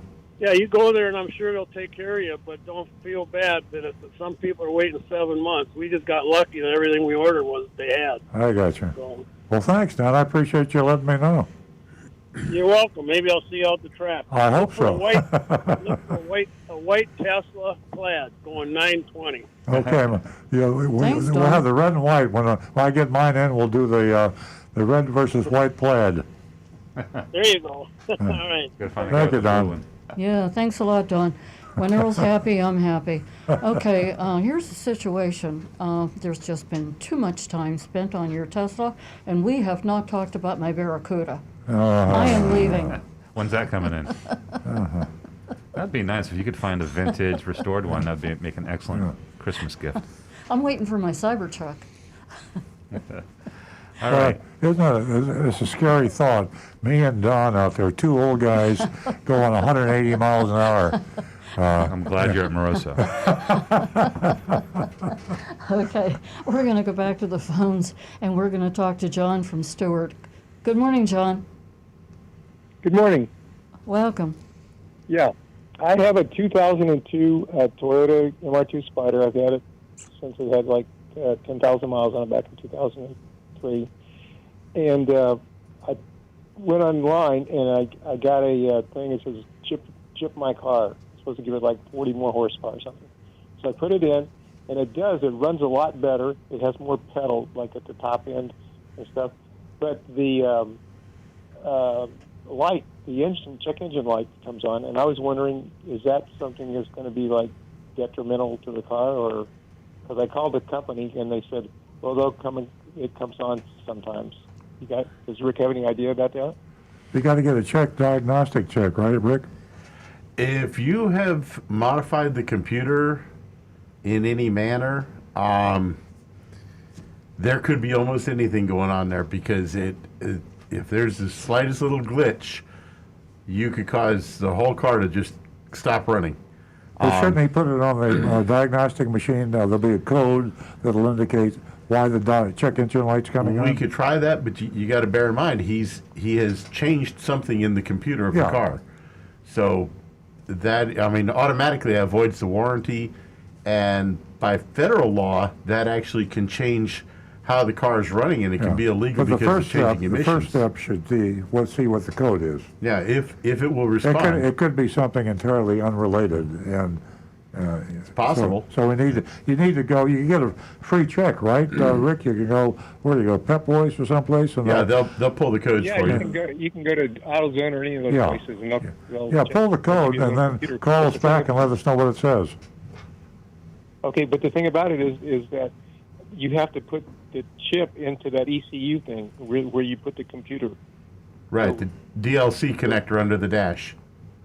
Yes, sir, right, exactly. Okay. So I don't know if it'll still read it if it's not plugged into the car. What do you think? Try it? Well, if it's a problem with that device, then we wouldn't have any system that would be able to talk to that device. Right, exactly. So it's hooked up on the data port. Yes. That's where the chip is. Right. If you take out plugging a device into the data port. If you pull the device out, is the check engine light still on? Great question. I don't think it is, but I'll try that. Yeah, that's the best answer so far. Thanks to Rick. I'd pull that device out and drive the car and see if the condition goes away. Okay. Yeah, but I've been doing it for like 6 years, probably, driving the car with that on there. There's nothing happening, and obviously it's a 2002, so it's got 89,000 miles. I've never had any problems with the car, so I didn't. Right, but that aftermarket device could fail pretty easily. Well, say we're doing a lot of rambling here, but Stu's idea, pull it out and see if the check engine light goes off. That'll tell you that there's something that they're detecting that they don't like when you put your add-on device. And the other thing in my mind is a check engine light can mean absolutely nothing. Yeah. I mean, it can mean your gas cap's loose. So we don't want to panic you into thinking your whole car's going to fall apart because you're going to put an aftermarket device on there and the check engine light came on. So let's try unplugging it first, and then try to get a diagnostic reading on the vehicle, and then we'll panic later on. Okay, sounds like a plan. I'll let you guys know what happens. Thank you, John. All right, have a great day. Appreciate your You show. too. All right, thanks. Thank you, John. Give us a call again. We're going to go back to Stu. He's got some texts over there. Two more texts, then we'll go over to anonymous feedback. It says, last week a caller asked about air conditioning repairs. Why are these so expensive? Because the dealers can get the money for it and you pay it. And I'm being halfway facetious. It is a lot of labor intensive, and the parts are expensive, and it's one of the more expensive repairs on a vehicle. But you still need to get competitive bids, because if you expect something to be, you go into Tiffany's and you buy a ring, you know you're going to pay a lot of money. You go in to get your air conditioning fixed, you know you're going to pay a lot of money. And the person selling you the air conditioning knows that you know you're going to pay a lot of money, so they try to get even more money. So always get 2 or 3 competitive bids on an air conditioning repair. 30 years ago, when I first started playing with cars, there was a panel on, say, just Toyota Camry. There was a little panel that you could access, and it would take a mechanic about an hour to get to this panel, take it off, and remove the evaporator core, which was the most common part of the air conditioner that would start to leak. Yeah. And replacing an evaporator core, we would charge about 2.5 to 3 hours labor to change that evaporator core, recharge the system, and you'd have cold air again. Yeah. If that was the leak, which 90% of the time that's what happened. Now, in order to change the evaporator core, first you remove the entire dash, then the big steel crash bar, then you have a ginormous box that has the heater core, the evaporator core, and everything all in one unit. You pull that out of the car, disassemble it to replace the evaporator core that's in the very center of it, put it all back together and put the whole car back together, and it takes a day to a day and a half. Wow. And this is where this cost has come, and it's because they tried to make them much smaller and more tighter fit and more efficient, because the engineers never imagined the idea that that evaporator core could start to leak one day. Right.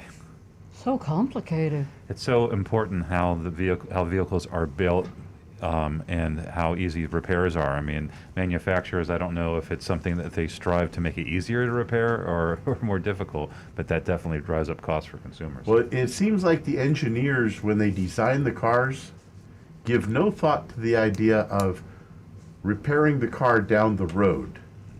And if you don't believe it, just look at my arm here from working on a car the other day. Yeah. I was where I had wondering to about shove that. my arm into places that it wasn't meant to go.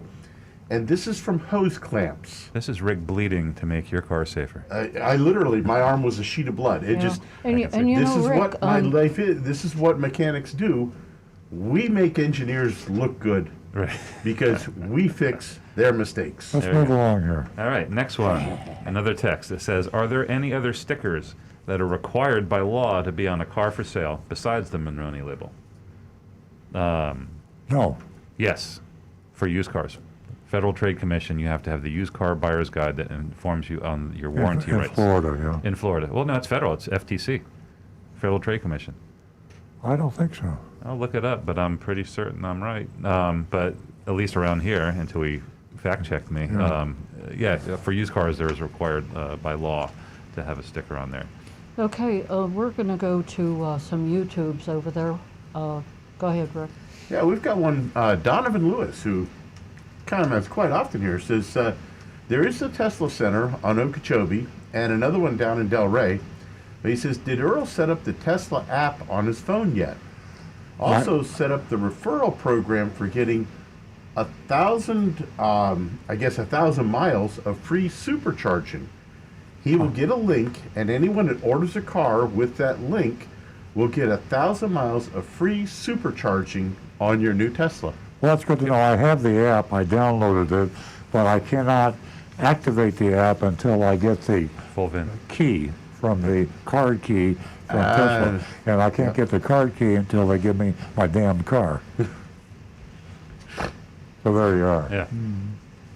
All right. Well, I just sent you the my fact checking. It is from the Federal Trade Commission that requires the used cars buyer's guide. Okay, well, I see by the clock that we're going to turn our phones off, and we're going to ask our audience to, well, vote on the mystery shopping report from Mazda of Palm Beach. So we're going to get to that shortly, but we're going to finish up on some texts and YouTubes. Okay. Well, we have some anonymous feedback. First one, we'll try and get through these quickly. First one just says, off lease only are a bunch of scam artists. Must not say more. They have dangerous and deceptive sales practices. Well, let me just jump in there, and I know Stu will agree with this. They're certainly not worse than anybody else selling used cars out there. They sell a lot more used cars, and they're bigger, and they do have, actually, in terms of integrity, they're a little better than most of the used car dealers. So volume, you're going to have more complaints because you sell more cars. We know the owner, and he's called this show. They do some things that we're not in favor of. They have a smaller dealer fee than the average dealer does. They sell their cars that are lower price than the average car is sold for, and they sell some cars that other used car dealers wouldn't sell because of the damages on the cars when they buy them. So it's kind of like the Walmart of the used car lots. You exercise due diligence. You get the car checked by a mechanic, and you get a better price at off-lease only, generally, than you can at another dealer. And by the way, today you don't get a good price on a used car anywhere, even at off-lease. Okay. More anonymous feedback. Good morning. The following question is for Rick. I have a 2009 Kia Optima. The battery light turned on for a few moments and my car almost died. It was raining very bad when this happened. Battery is almost 3 years old. What could be some of the causes? Could it be something besides the battery or alternator? Most likely, and I'm going to kind of go on a limb here, if it only happened that one occasion, you probably had some water splash up onto the drive belt and the alternator slipped a little bit, which the computer then sees a drop in voltage, and the computer reads that as the alternator possibly having a problem. Now, if it hasn't occurred since then, I wouldn't worry too much about it, but I would have someone look at the drive belt and make sure your belts are in good shape, and also hook up a tester, which we have special electronic testers now that will test not only the battery very accurately, but also test the alternator's output and make sure it's operating normally. All right, sounds like a simple solution. Next, anonymous feedback. With the alarming and frankly embarrassing surge in the Delta variant shining an ugly light on the angry divisions on mask wearing, I'd like to know how your business is navigating this. It's tough. It's a challenge. You know, we went to allowing our employees and customers that have been vaccinated not to wear the mask. Delta variant came in, and because of the surge in infections, we went back to mask wearing for everyone, and including our customers. So we're trying to be ultra careful, and you know, lives and health trump car sales, and so we just have to bear with it and live with it like everybody else in the world is, and do our best. Okay. Next one. Earl, I know your frustration on not getting your Tesla. Now you understand what us common people go through with all manufacturers. I did. I'm humbled. Be patient. No, really. It's been a pleasurable experience in the sense that I got educated. And here I am, you know, been in the business all these years. I was able to experience, I still am, the emotion and anger and frustration of trying to deal with a big company and watching this guy, Elon Musk, you know, tap dancing and having fun on TV, and he's the child star of the media, and he's got this huge business, and in my opinion, he's not treating his customers the way he should. And of course, that's what the show's all about. And but I'm more able to serve you and Earl on Cars and have the empathy for the people that are getting knocked around out there by car dealers, because here I am, a car dealer getting knocked around by another car dealer. Okay, here we go. Next one. Would you agree, and this, Rick, pay attention to this one, would you agree that the most reliable car, in other words, a car that will have the highest chance of going 500,000 miles with proper service, would be a Toyota 4Runner of all the new Toyotas for sale? The 4.0 V6 and 5-speed is very old and proven technology. I wouldn't agree with that, no. I think there are others out there that might have the edge. I think Subaru has got a couple of cars that might have an edge on the 4Runner. Honda has got one or two. He was talking about Toyotas, of all the Toyotas. But if you wanted to say just Toyota, then I would say, yeah, the 4Runner would have a pretty good chance of it. Okay. And let me just say this. I don't want to get too granular here, but you know, you could take any model in the Toyota line or Subaru line or any line, and every car that comes off the manufacturer's line, even the same year, make, model, is a little different. Yes. And you can take any make car and any model car, and if you go through all the production, you'll find one of those cars that's got 500, 600,000 miles on it, and they say, boy, what a great car this is. And you'll have another exact year, make, model car came off the same assembly line, and the car blew up and just right after it got out of warranty, and they say, I'll never buy another one of those. It's junk. So you have, when you look at the particular year, make, model car, they're not all the same. They're all different. And the person that bought it and how he maintained it is different. So there's so many variables, it's impossible to answer that question. And as silly as things can happen too on the assembly line, we just had a vehicle come in that when the customer would use the tilt feature on their steering wheel, the car would suddenly act up, and it was because the connector plug wasn't pushed in quite all the way to snap in place like it should have been. I mean, it just and where we see a minor thing. Where we see variation in spades, and it's irritating to us in the business. Same year, make, model vehicle, one will get. Correct me. I'm going to make these numbers up, so you fine tune me. That will get burn a quart of oil in 5,000 miles. The same year, make, model, burn a quart of oil in 20,000 miles. Yes. Now, is that amazing? The same car off the same assembly line.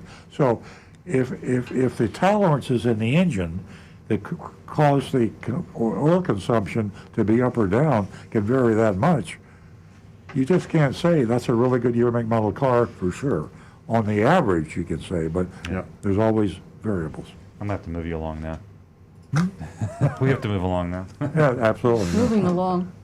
We have a couple more. This is another, I think it might be the same fellow here. It says, does this Toyota Supra's inline 6 engine expect to be as reliable as a V6 made by Toyota? Because I know that BMW makes that inline 6, correct? Yes, they do. Okay, so I'm just surprised Toyota would use a BMW image. Oh, they said that BMW engine in their Supra. Real quick, inline 6 is reliable as the Toyota V6. Again, you're going to have so many variables. Okay. Time will tell. All right. Okay, here's something I think Earl will get into a little bit more. When a dealer does work on a used car to be put for sale and bill it to their service department, is that the full cost billed or is there a reduced cost? How much money will a dealer put into a used car for sale? Every dealer's different. Yep, but it is there's a rate for internal work. So typically that's less, but there are dealers that we know that do charge full price to their used car departments, the same as that they charge to their customers. And that's recommended by dealer financial advisors called 20 groups.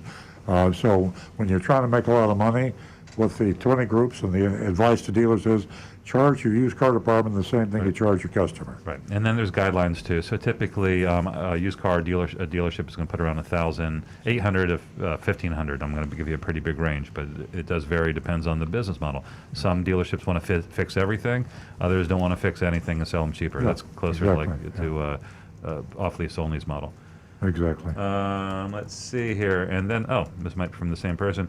What are some of the costs to a dealer that are factored into a car price? And how much do service advisors get paid in commission? Well, on the commission thing, a service advisor depends on the dealer, makes anywhere from 10 to 14% of the profit on the repair or maintenance, and they have bonuses on customer satisfaction, all sorts of stuff. And the costs that are factored in, I'm assuming this is for used cars, it's going to be that amount that they spend reconditioning the car, fixing things, getting it ready for sale, and like I just mentioned, it could run around $1,000 a car. All right, we're all caught up. Okay, let's move on to the mystery shopping report. This is Mazda of Palm Beach, and they're in North Palm Beach on North Lake Boulevard and Prosperity Farms. All A1A? They are on A1A, A1A, and yeah. North Lake Boulevard. And folks, before Earl gets started on the mystery shopping report, let me remind you that we would love to hear from you. We'd love you to vote on the mystery shopping report because Agent Lightning did another fabulous job. And just want to give her a little recognition. We're going to go to the mystery shop of Mazda of Palm Beach. Now back to the recovering car dealer. Okay, Mazda Palm Beach. In 2017, Greco Mazda, it's either Greco or Greco, on North Lake Boulevard in North Palm Beach, was sold to Don T. Leah, a car dealer from New York, LIA. The Leah Auto Group consists of 22 dealerships, pretty big. New York, Connecticut, Massachusetts.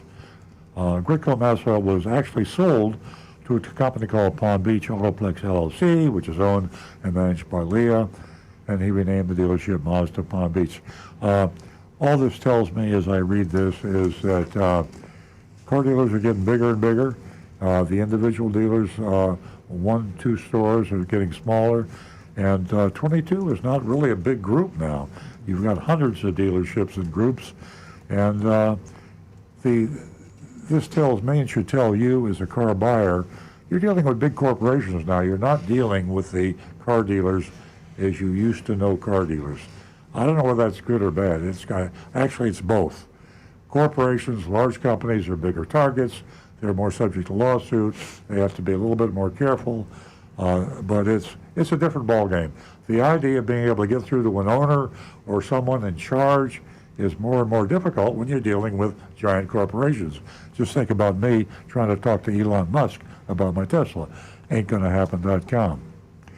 All right, back to the mystery shopping report. When the Gricos owned this location, Mazda Palm Beach, we mystery shopped it all the time.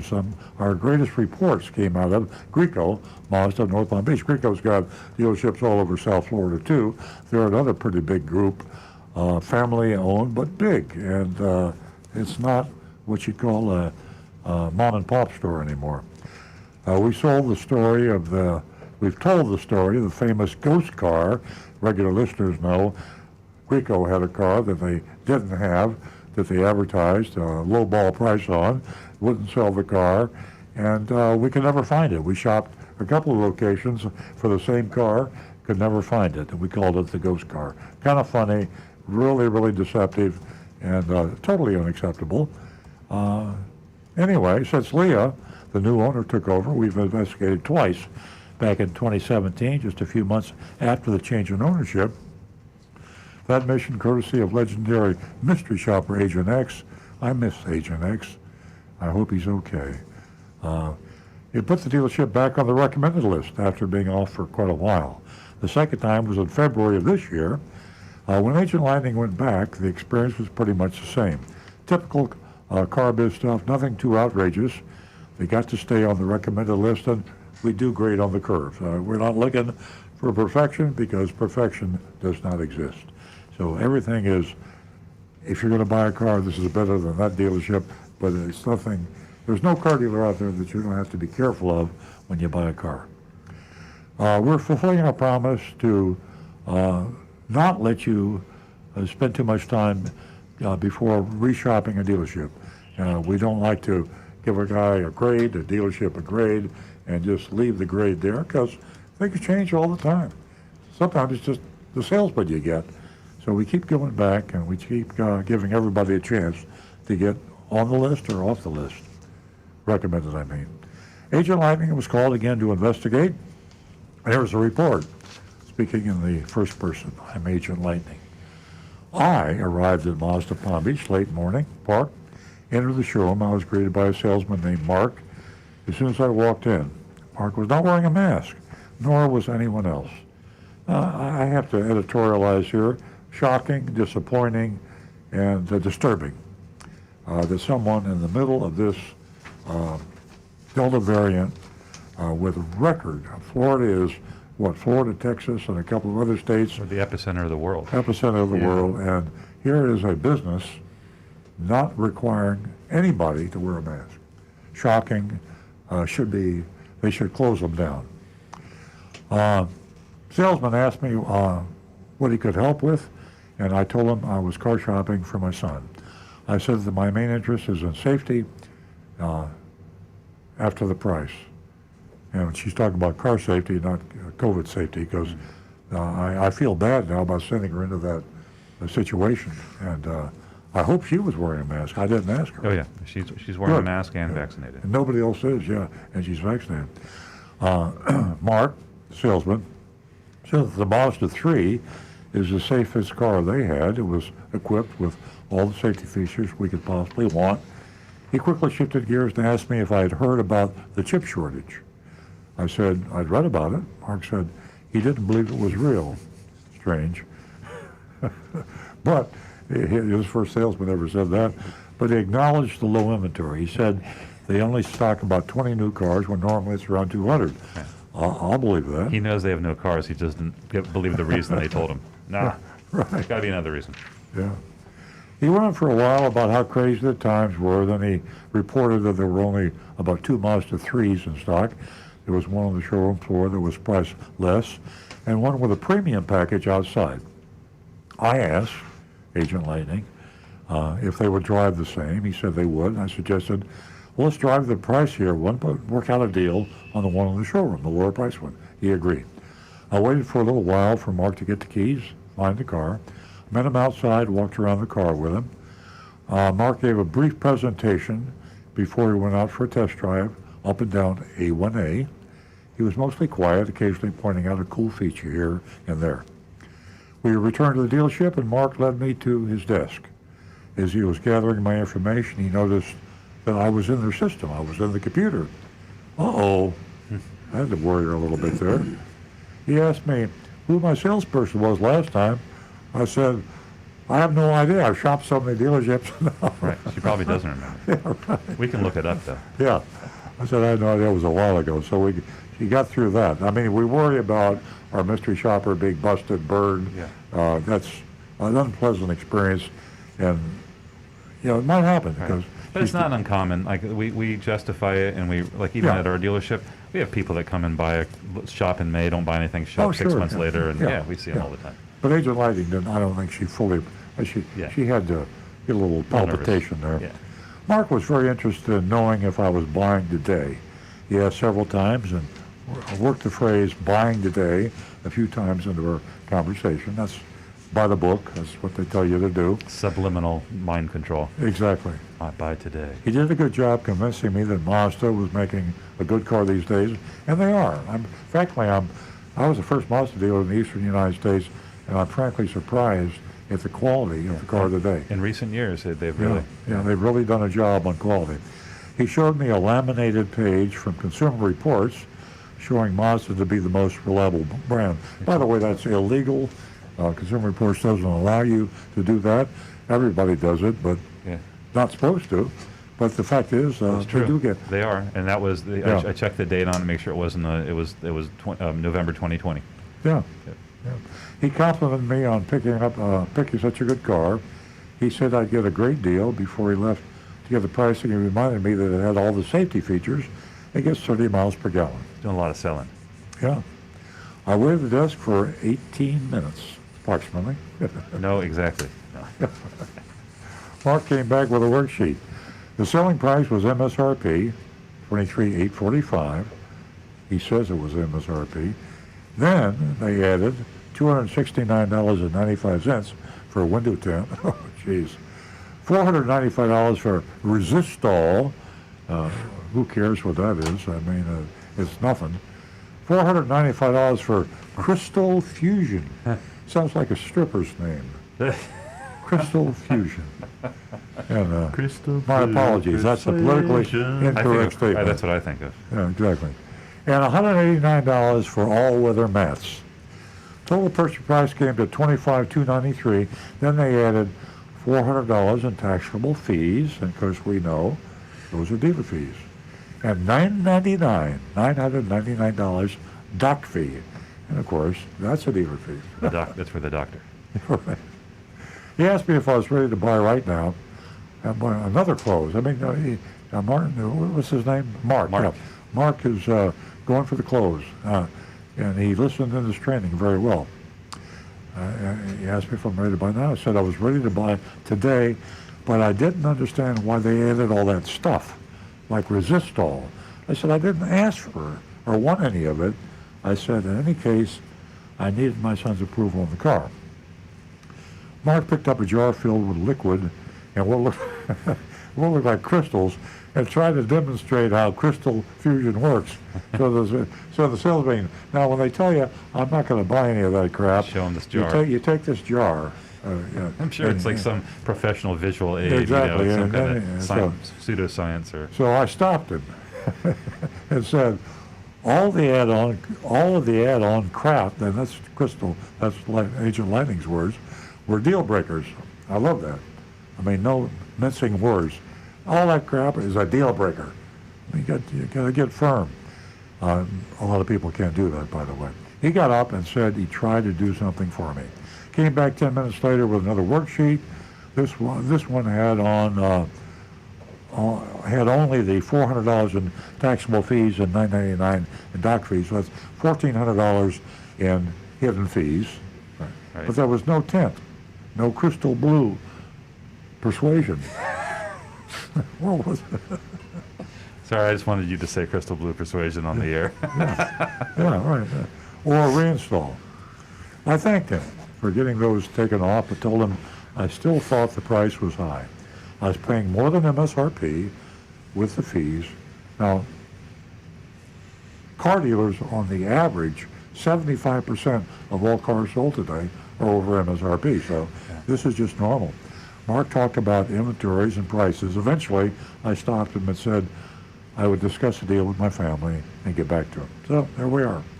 And kind of a normal operation. Yeah. I don't want to put my score in anybody's brain.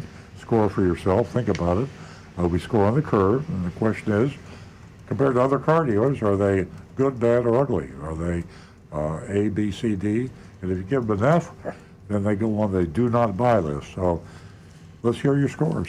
Well, we only have one grade that came in so far. It's from Linda, and Linda gives them an F. She says it needs the mask, so she's failing them based on that. Yeah. And then we have Vincent just commented on all the fees and the add-ons, but nothing coming in. I feel like this is similar to the last one, and we gave him a passing grade last time. I'm going to give him a C. Yeah, I can see that. Rick, do you have any scores? So far, I've got Donovan. They get an F for fees. Tim Gilliland with a C minus. I see nothing on the other channel just yet. We'll call them out as they come in here. Yeah. Myself, I'm going to go with a D minus, barely passing. They're playing the typical games, but if you beat them up, I think you get there. Unusual. I really have mixed emotions about the grade and the mask. The fact that they have no mask on anybody in the dealership is shocking to me, but it's not, this is a different matter than their sales practices and their deception. So I'm still, my mind's whirling as to what my score is going to be, but Well, maybe this will help. We have some more coming in. Mark, longtime listener, caller, gives him a C minus for typical add-on crap, and Bob gives him a C. So now we seem to have a lot of Cs. And I've got Negan with an F, no mask, D on the deal. Rico West, D for don't buy a car yet. Karen is coming in with a D. Guy Larrabee, a C. Brian Sedlaco, a C. Ernesto, a C. Mark Smith, C. Mark Ryan, a D+. yeah. Mrs. Sunrise, a.k.a. Nancy. I, too, give them an F. I give them an F from the mask situation. I give them an F for the crystal fusion situation.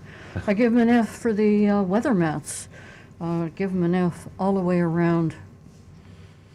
They have disappointed me again. What do you say, Stu?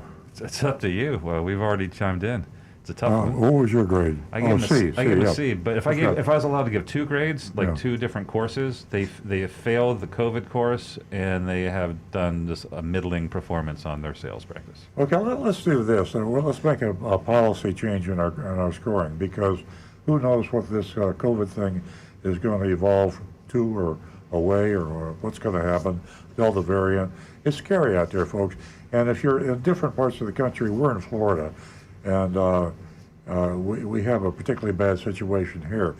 Here's what I suggest. I'm going to go along with Stu's grade. I'm going to give him a C for sales practices, because it was just a normal dealership trying to sell cars, and far better than a lot of others who lie, cheat, and steal. The no mask is unforgivable, but it's during the COVID situation. I would, let's put them on the recommended list with a memo. Okay. that nobody in the dealership wears masks. Now, if you're one of these people out there that don't mind shopping without a mask and going in places without a mask, and maybe you don't even want to get a vaccination, and there are a lot of people out there like that, too many in my opinion, but if that's the way you feel, go in to Gricko, Palm Beach Mazda, not Gricko, Palm Beach Mazda in North Palm Beach, and you will get average treatment. But memo on the Earl and Cars recommended list, nobody wears masks at that dealership. There we go. Okay. It'll be a memo. All right, great show. Okay, we got a little bit of time. Do we have time for another text? Let's see. We got one coming in? Nope. We got all caught up. How you doing over there? Well, we did have a extra note from Donovan here. It says the BMW inline sixes, going back to that question on the supermotor, are really well made. But a turbo inline six with 400 horsepower versus a naturally aspirated V6, usually the non-turbo engine would last longer, I would think. That's Donovan coming in with a great opinion there. I got to tell you, he seems very well educated on a lot of the issues that we come up with on our cars, and he seems to know Teslas really, really well. I think he's owned a couple of them. Yeah. No, I like callers like that. We learn a lot from these guys, and texters, I should say. But we have a lot of extremely informed people out there that I think I have to make a pitch if we got the time for the vigilantes. If you're one of those informed people, go to Earl on Cars, sign up to be Earl's Vigilante. Ladies and gentlemen, thank you for joining us. We'll be right back here next weekend, Saturday morning. Stay tuned for Earl on Cars. Stay safe.